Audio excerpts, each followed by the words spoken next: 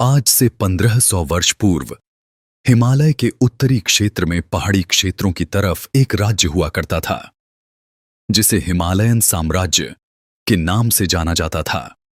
उस साम्राज्य के राजा थे महाराज चंद्रसेन जी। उन्मुक्त विचारों वाले प्रजा के सहयोगी थे। हिमालय के चारों तरफ उनका साम्राज्य फैला हुआ था। कोई भी राजा या आक्रमणकारी इस राज्य पर आक्रमण करने से पहले 100 बार सोचता था, क्योंकि इस राज्य पर आक्रमण करने का अर्थ था अपनी मृत्यु को निमंत्रण देना। अभी तक ऐसा कोई भी योद्धा नहीं हुआ था जो इस साम्राज्य को जीत सके, और इसका मूल कारण था उनका सेनापति, जिसका नाम चांडाल था। पूरे राज्य में कोई भी चांडाल के जितना हिम्मत वाला, ताकतवर, तलवारबाज, तीरबाज योद्धा नहीं था। पूरा राज्य तो क्या, पूरे देश में किसी में इतनी हिम्मत नहीं थी जो चांडाल को युद्ध के लिए ललकार सकें। युद्ध के समय चांडाल बिल्कुल ही जानवर बन जाता। वह शत्रुओं को गाजर मूली की तरह काटता और जोर जोर से ठहाके लगाकर हंसता। उसकी ठहाकों को सुनकर शत्रु का दिल बैठ जाता। उसकी ठहाकों को सुनकर शत्रु डरकर भागने लगते। ऐसा ही था एक योद्धा चांडाल, राजा का प्रमुख सेनापति।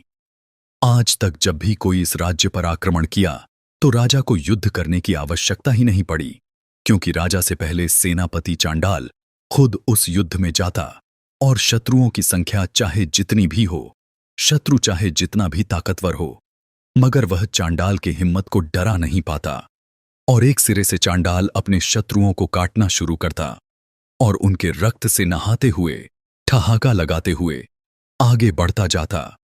उसकी खौफनाक युद्ध कला को देखकर किसी भी राजा, किसी भी सेनापति, किसी भी मंत्री या किसी भी व्यक्ति में इतनी हिम्मत नहीं थी जो उससे युद्ध लड़ सकें।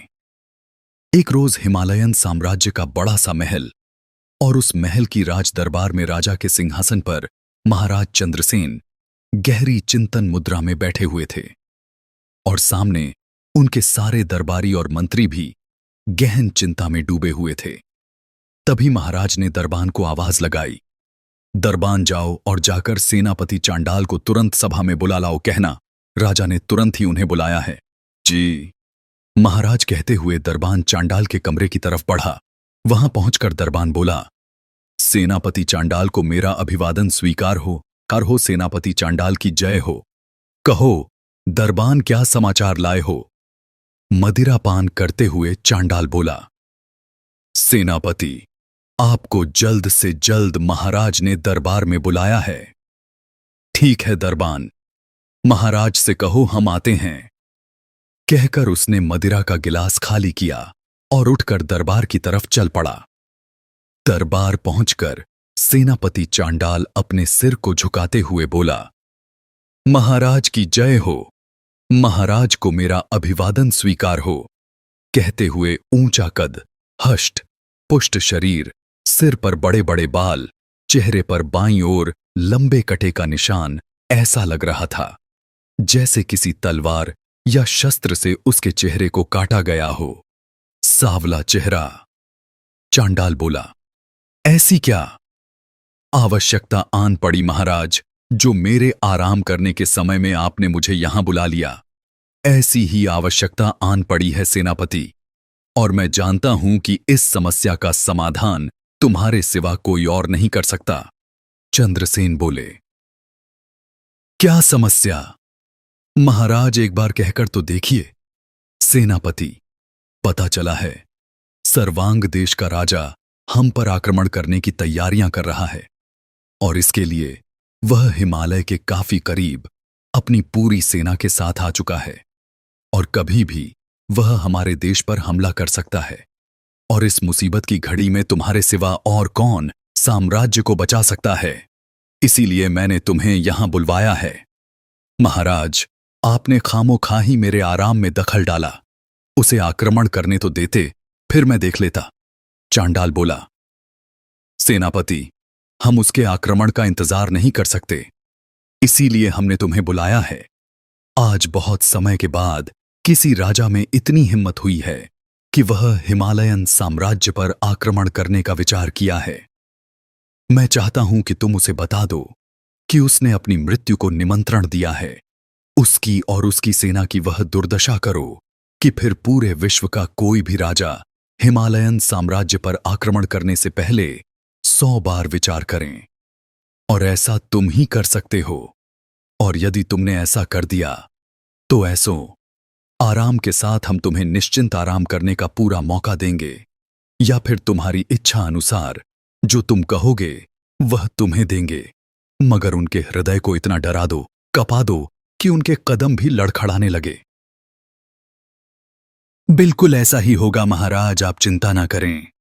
मेरे होते हुए किसी में इतनी हिम्मत नहीं जो हिमालयन साम्राज्य पर नजर डाल सके।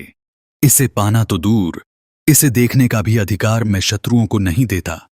सेनापति, यदि ऐसा होता है तो हम तुम्हें मुंह मांगा इनाम देंगे, यह मेरा वादा है। ठीक है महाराज, तो आप इनाम देने को तैयार रहिए। मैं अभी युद्ध को समाप्त कर जीत का उद्घोष करवाता हूं। कहते हुए सेनापति चांडाल ने अपनी सेना तैयार की और घोड़े पर सवार होकर निकल पड़ा हिमालय के दूसरे क्षेत्र में सर्वांग देश के राजा से युद्ध करने। कुछ समय चलने के बाद सेनापति चांडाल अपनी सेना के साथ वहां पहुंचा और उसने सर्वांग देश के राजा की विशाल सेना को देखा और फिर जोर से ठहाके लगाकर हंसने लगा। यह सेना और यह राजा हमारा शिकार करेगा। हा! शिकारी खुद शिकार बनेगा, वह जोर से चिल्लाया। उसकी आवाज सुनकर सर्वांग देश का राजा भी उसे ललकारा और बोला, क्या हुआ? तुम्हारा राजा डर गया क्या? औरतों के पीछे जाकर छुप गया? जो युद्ध करने के लिए खुद ना आकर तुम्हें भेज दिया, बहुत चालाक है। तुम्हारा राजा अपनी जिंदगी बचाने के लिए तुम्हें बलि का बकरा बना दिया। बोलते हुए वह हंसा। बकरा कौन है और बलि किसकी चढ़ेगी, आज तुझे पता चल जाएगा। हिमालयन साम्राज्य पर आक्रमण करने से पहले तुम्हें सेनापति चांडाल के बारे में पता कर लेना चाहिए था। पहले मुझे तो हरा पा, फिर मेरे राजा से युद्ध करने की सोचना। कहते हुए वह एक बार फिर से जोर जोर से ठहाके लगाने लगा और इसी के साथ युद्ध की घोषणा हो चुकी थी और दोनों साम्राज्यों के बीच में युद्ध प्रारंभ हो गया। दोनों सेना एक दूसरे पर टूट पड़ी और सेनापति चांडाल अपने घोड़े पर सवार दोनों हाथों से तलवार को भांजते हुए, लगाम को मुंह में पकड़े हुए, खींचते हुए, तेज गति से भीड़ को चीरते हुए, शत्रुओं के सर को धड़ से अलग करते हुए, खून की नदियां बहाते हुए बढ़ता जा रहा था। और रह रहकर वह जोर जोर से ठहाके लगाने लगता। वह लगातार आगे की ओर बढ़ता जा रहा था और शत्रु सेना पर लगातार वार करता जा रहा। किसी के गले काटता तो किसी के पेटों में तलवार मारता और उनकी खून की धारा से नहाते हुए वह लगातार ठहाके लगाते हुए आगे की ओर बढ़ता जा रहा था। उसकी आवाज पूरे युद्ध मैदान में गूंजने लगती। उसकी आवाज को और उसके द्वारा गिराई जा रही लाशों को देखकर, उसके हिम्मत और हौसला को देखकर सर्वांग राज्य की सेना अब धीरे धीरे परास्त होती जा रही थी। वहां जमीन पर लगातार लाशों के ढेर बढ़ते जा रहे थे और जमीन खून से लाल हुए जा रही थी। खून बहते हुए पास की नदी में गिरती और नदी का पानी भी खून के साथ मिलकर लाल हुआ जा रहा था। भेड़ बकरियों की तरह सेनापति चांडाल सर्वांग राज्य की सेना को काट रहा था। उसकी हिम्मत के आगे, हौसलों के आगे और ताकत के आगे शत्रुओं की एक न चली। आधे से अधिक शत्रु मारे काटे जा चुके थे। बचे खुचे शत्रु अब मृत्यु से भयभीत होकर भाग रहे थे। सर्वांग देश का राजा यह सब देखकर अब भयभीत और चिंतित होता जा रहा था। तभी अपने घोड़े को तेजी से दौड़ाते हुए सेनापति चांडाल राजा के समीप पहुंचा और जोर से ठहाके लगाते हुए बोला, क्यों राजा, अब क्या कहोगे? तुम्हें तो मेरे राजा से युद्ध करना था, मगर तुम तो उसके सेनापति को भी न हरा सके। चले थे मेरे राज्य को जीतने, मगर आज अपनी जिंदगी को हारकर मृत्यु को पाने का दिन है। कहते हुए सेनापति चांडाल ने तलवार चलाया और एक झटके में ही उसका सिर धड़ से अलग कर दिया। धर छटपटाते हुए जमीन पर गिर पड़ा और सिर एक तरफ गिर पड़ा। फिर सेनापति चांडाल ने अपनी एक सेना को आदेश दिया कि राजा का सिर उठा लो, यह तोहफा है मेरे राजा का जो उसे देना है। और फिर जोर से अपनी जीत पर ठहाके लगाते हुए हंसने लगा। सेना के जवान ने उस सिर को उठा लिया और फिर सेनापति से बोला, महाराज, आपसे युद्ध करने की क्षमता और ताकत भला किस में है? आप हमारे आदर्श हो। पल भर में ही आपने इस भयंकर युद्ध को समाप्त कर दिया। फिर चारों तरफ से आवाज आई, सेनापति चांडाल की जय हो, सेनापति चांडाल की जय हो। यह सब सुनकर सेनापति चांडाल के मुख पर मुस्कुराहट आई। चेहरा खून से लाल हो चुका था, कपड़ों से शत्रुओं के खून लगातार टपक रहे थे। वह अपनी पूरी सेना को लेकर वापस अपने हिमालयन साम्राज्य की ओर लौट आई। दरबार पूरी तरह से लगा हुआ था। राजा चिंतित स्वर में अपने सिंहासन पर विराजमान थे और दरबारी मंत्री आपस में कुछ कुछ बातें किए जा रहे थे। तभी अपने घोड़े के साथ सर्वांग देश के राजा का सिर लिए चांडाल दरबार में पहुंचा। उसके चेहरे और कपड़ों से लगातार खून टपक रहे थे। सेनापति ने सर्वांग राज्य के राजा का सिर राजा की तरफ फेंका और बोला, लीजिए महाराज, आपका तोहफा, आपके शत्रु का सिर जो मैं काट लाया हूं। यह देखकर राजा बहुत खुश हुआ। सभी दरबारी भी खुशी से तालियां बजाने लगे और सेनापति चांडाल की जय हो, महाराज चंद्रसेन की जय हो का नारा लगाने लगे। चंद्रसेन भी अब खड़े हो गए और उन्होंने सेनापति से कहा, मुझे गर्व है सेनापति तुम पर। तुम इस राज्य के असली सेनापति हो, असली रक्षक हो। मैं जानता हूं कि तुम्हारे रहते इस राज्य का कोई बाल भी बांका नहीं कर सकता। बोलो तुम्हें क्या चाहिए? तुम्हें जो चाहिए मुझसे मांग लो, तुम्हारी जीत का वही इनाम होगा। सेनापति चांडाल मुस्कुराया और मुस्कुराते हुए उसने अपने हाथ को ऊपर की ओर उठाया और अपनी उंगलियों से चंद्रसेन के दाहिनी तरफ इशारा किया। चंद्रसेन की दाहिनी तरफ रजवाड़े वस्त्र पहने 20 साल की, चेहरे पर चमक और लाली युक्त बड़ी बड़ी आंखें, नशीली आंखें, आंखों में काजल, सुंदर काया, सुंदर शरीर, अप्सरा सी लग रही लड़की राजकुमारी मोहिनी थी। सेनापति की उंगली का इशारा देखकर सभी की नजर उस ओर घूमी और जब सभी ने देखा कि सेनापति की नजर राजकुमारी पर है तो एक साथ पूरा दरबार खामोश हो गया, स्तब्ध हो गया।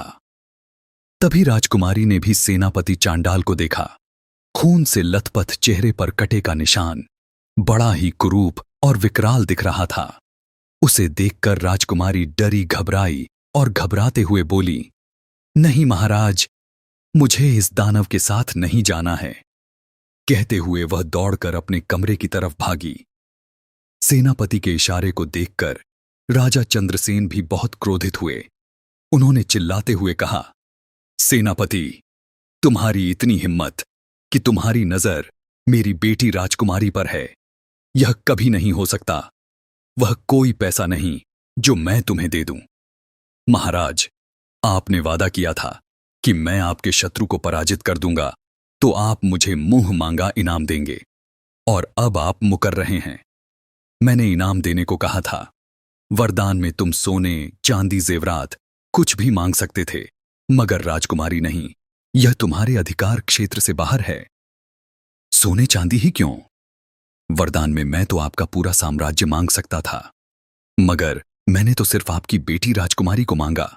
इसमें गलत ही क्या है? और यह मेरे अधिकार क्षेत्र से बाहर कैसे हो सकता है? हां, तुम्हारे अधिकार क्षेत्र से बाहर है क्योंकि राजकुमारी को ब्याहने का अधिकार सिर्फ एक राजा को होता है। किसी सेनापति को नहीं समझाते हुए चंद्रसेन बोले, माना महाराज की राजकुमारी को ब्याहने का हक किसी राजा का ही होता है, सेनापति का नहीं। मगर आपको अभी भी लगता है क्या कि मैं सेनापति हूं? मैं तो खुद में एक राजा हूं, क्योंकि राजा वही हो सकता है जो एक सफल योद्धा हो, जो युद्ध को विजयी कला में बदल दें, और मैं वही हूं। इसलिए मैं भी तो राजा ही हूं। अपनी औकात मत भूलो सेनापति। युद्ध सेना लड़ती है, मगर विजय का सेहरा सेनापति पर बंधता है। राज्यों को सेना और सेनापति जीतती है, मगर राज्य राजा को प्राप्त होता है।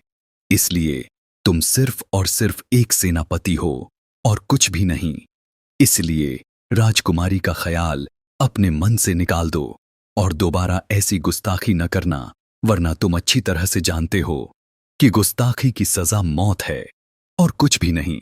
सेनापति चांडाल एक बार फिर जोर जोर से ठहाके लगाकर हंसने लगा और फिर बोला, तो ठीक है महाराज, यदि आपको लगता है राजकुमारी को ब्याहने का हक सिर्फ एक राजा को है, तो मैं अभी इसी वक्त आपको युद्ध के लिए ललकारता हूं कि आने वाले 24 घंटे के अंदर या तो आप या पूरा राज्य और राजकुमारी को लेकर मेरे पास आकर आत्मसमर्पण कर दें, या फिर 25वें घंटे में मेरे साथ युद्ध के लिए तैयार हो जाएं। कहते हुए एक बार फिर से जोर जोर से ठहाके लगाने लगा। यह कहते हुए वह अपने घोड़े को लिए दरबार से बाहर की ओर जाने लगा। सेनापति चांडाल जा चुका था, मगर राजा और सभी दरबारी बहुत चिंतित थे। अब क्या होगा? राजा लगातार अपने मंत्रियों से इसका हल पूछ रहे थे। अब आप ही लोग इस समस्या का समाधान निकालिए। सेनापति को समझाइए, बताइए, मगर इस समाधान का हल निकालिए। चिंतित भाव में राजा बोले, महाराज, आप अच्छी तरह से जानते हैं कि सेनापति चांडाल को समझाना अपनी मृत्यु को निमंत्रण देने के बराबर है, क्योंकि वह अपने सिवा और अपनी जिद के सिवा किसी की बात न सुनता न समझता है, और जब वह किसी चीज में आ जाता है तो वह हार भी नहीं मानता। तो क्या करें? हार मान ले या उससे युद्ध लड़े? आखिर क्या करें? हमें और क्या करना चाहिए? आप लोग इतने बुद्धिमान मंत्री मेरे दरबार में हैं, फिर भी आप इसका हल नहीं निकाल सकते। कुछ तो हल निकालिए। इस समस्या का समाधान कुछ तो होगा, क्योंकि हम भी जानते हैं कि हम उसे युद्ध में पराजित नहीं कर सकते, परंतु छल युद्ध में तो कर सकते हैं महाराज। उठते हुए एक और मंत्री बोला, छल युद्ध मतलब क्या कहना चाह रहे हैं आप? चंद्रसेन ने आश्चर्य से पूछा। मतलब साफ है महाराज, धोखे से, छल से उसे हमेशा हमेशा के लिए मार दिया जाए। मगर यह होगा कैसे? राजा ने आश्चर्य से पूछा। महाराज, हर योद्धा, हर वीर, हर व्यक्ति की कोई न कोई कमजोरी जरूर होती है। समझाते हुए मंत्री बोला, मगर इसकी क्या कमजोरी है? उत्सुकता से चंद्रसेन बोले, महाराज, इसकी कमजोरी है मदिरा और सुंदर नारी। मंत्री बोला, मदिरा और सुंदर नारी, मगर उससे क्या होगा? राजा चंद्रसेन बोले, आप चिंता छोड़िए महाराज, और आदेश तो दीजिए। इस कार्य को हम पूरा कर देते हैं। जब अपना ही कुत्ता काटने को दौड़े तो उसे गोली मार ही देनी चाहिए।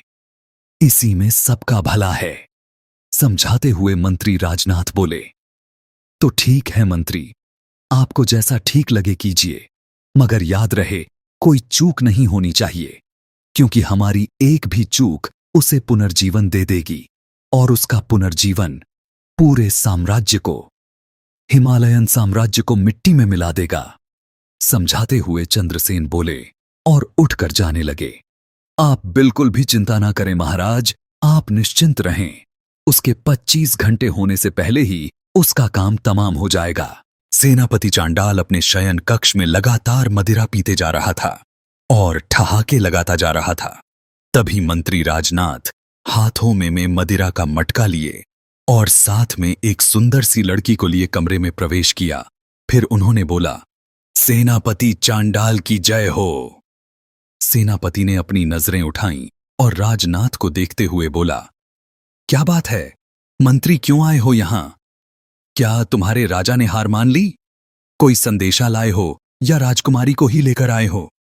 मुस्कुराते हुए राजनाथ ने कहा, सेनापति, आप बिल्कुल भी चिंता न करें, हमेशा से आपकी ही जीत हुई है और इस घड़ी में भी आप ही की जीत होगी। महाराज ने तो आपके आराम के लिए मदिरा की मटकी और इस अप्सरा को भेजा है। देखिए, एक नजर देखिए, कितनी खूबसूरत है। यह कहते हुए राजनाथ ने मटका को वही सामने रख दिया और उस लड़की को सेनापति के बगल में बैठ जाने का इशारा किया। सेनापति ने उस लड़की के गाल को छूते हुए बोला, बहुत सुंदर, अति सुंदर। कम से कम राजा ने मेरे लिए इतना तो सोचा, मगर सिर्फ 24 घंटा राजा से कह दीजिएगा कि मेरा मन तो राजकुमारी को पाने का ही है। जब तक वह मुझे नहीं मिल जाती, तब तक मैं इससे काम तो चला लूंगा, लेकिन मुझे वही चाहिए, सिर्फ वही। आप बिल्कुल भी चिंता ना करें सेनापति, जो आपकी इच्छा है वह जरूर पूरी होगी। तब तक आप इस मदिरा और नारी के साथ मजे कीजिए, मैं चलता हूं। कहते हुए वह कमरे से बाहर निकल गए और कमरे का दरवाजा सटा दिया। लंबे लंबे बाल, लालिमा युक्त गाल, माथे पर गजरा, आंखों में काजल, छरहरा बदन और कातिल निगाहें, सेनापति चांडाल लगातार उसे देखता जा रहा था और बार बार उसके गालों को सहला रहा था और कहता, कब तक, आखिर कब तक मेरी नजरों से बची रहोगी राजकुमारी? आज नहीं तो कल तुम्हें तो मेरा ही होना है, मेरा ही होना है। कहते हुए वो लगातार मदिरापान किए जा रहा था। फिर धीरे धीरे उसका नशा चढ़ने लगा। वह उस लड़की को बिस्तर पर लेटा दिया और उसके शरीर को सहलाने लगा। सहलाते सहलाते धीरे धीरे उसकी आंखें बंद होने लगीं। वह राजकुमारी राजकुमारी बोलते हुए लड़खड़ाकर बिस्तर पर एक तरफ गिर पड़ा। दूसरे दिन दरबार सजी हुई थी। राजा और उसके सभी दरबारी दरबार में बैठे हुए थे और लगातार मुस्कुराए जा रहे थे। सभी के चेहरे पर एक अजब सी खुशी दौड़ रही थी। तभी सेनापति चांडाल की आंखें खुलीं। एक बार जो उसकी आंखें खुलीं, सो खुली की खुली ही रह गईं। वह चिल्लाया, धोखा धोखा, मेरे साथ धोखा किया है तुम लोगों ने। सेनापति चांडाल के हाथ और पांव बड़े बड़े जंजीरों में बांधे जा चुके थे और वही सामने के खंभे से उन जंजीरों को बांध दिया गया था। काफी मोटे और बड़े जंजीर थे। सेनापति चांडाल अपनी पूरी ताकत लगाकर उन जंजीरों को तोड़ देना चाहता था, मगर जंजीर की मजबूती उसके इन ताकतों से कहीं ज्यादा थी। वह लगातार प्रयास करता था रहा था, मगर जंजीर टूटता नहीं, उल्टे उसके हाथ पांव से खून बहने लगे। वह लगातार चिल्ला रहा था, चंद्रसेन, राजनाथ, तुमने धोखा किया है मेरे साथ। इस धोखा की कीमत सिर्फ और सिर्फ मृत्यु है। मैं तुम में से किसी को जिंदा नहीं छोड़ूंगा। कहते हुए वह जोर जोर से जंजीरों को खींचता और पांव को जमीन पर पटकता। उसकी स्थिति देखकर सभी दरबारी, राजा, राजकुमारी सभी मुस्कुरा रहे थे और उन सभी के चेहरों की मुस्कुराहट सेनापति चांडाल को बहुत अधिक क्रोधित कर रही थी और क्रोध की अग्नि में जलते हुए वह लगातार जंजीरों को खींचता और उन्हें तोड़ देने की कोशिश करता। मगर हर बार की तरह हर कोशिशें नाकाम हो जातीं। वह जोर जोर से चिल्लाता। सभी हंस रहे थे। तभी चंद्रसेन ने कहा, क्यों? सेनापति राजकुमारी से विवाह करना है? मैंने कहा था ना, तुम्हारी औकात नहीं कि तुम राजकुमारी से विवाह करो। तुम एक सेनापति हो और सेनापति ही रहोगे, और तुमने खुद को राजा बनने का ख्वाब देख लिया। तुम्हारी पहली गलती कि तुमने राजकुमारी से विवाह करने का सोचा। यदि तुम माफी मांग लेते तो मैं तुम्हें माफ भी कर देता, मगर तुमने दूसरी गलती की कि तुमने खुद को राजा के तौर पर सोच लिया। यदि फिर भी तुम हाथ जोड़कर मुझसे माफी मांगते तो शायद मैं तुम्हें माफ कर देता, मगर उससे भी बड़ी गलती कि तुमने मुझे युद्ध के लिए ललकार लिया और युद्ध की ललकाराहट के साथ ही तुम मेरे शत्रु हो गए। तुमने मुझे 24 घंटा दिया था, मगर सिर्फ 12 घंटे में ही मैंने तुम्हारा हाल एक चूहे की तरह बना दिया। तुमने धोखा किया है चंद्रसेन। धोखे से तुमने मुझे यहां कैद कर रखा है, क्योंकि तुम में इतनी हिम्मत नहीं कि मुझसे युद्ध कर सको, तो तुमने यह छल कपट वाला रुख अपनाया है। मगर तुम चाहे कुछ भी कर लो, मैं सिर्फ और सिर्फ राजकुमारी से ही ब्याह करूंगा। वह एक बार फिर जोर से हंसा और अपनी जंजीरों को खींचने का प्रयास करने लगा, राजकुमारी से विवाह करने का स्वप्न ना देखो सेनापति, क्योंकि ब्याह करने के लिए जिंदा रहना जरूरी है। और आज तो तुम्हारा जीवन का अंतिम दिन है। आज तुम मारे जाओगे तो विवाह क्या करोगे?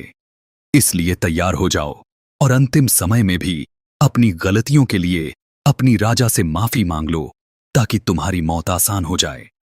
तुमने धोखा किया चंद्रसेन, और तुम सोचते हो कि तुम मुझे मार दोगे। मैं सिर्फ और सिर्फ राजकुमारी से ही ब्याह करूंगा।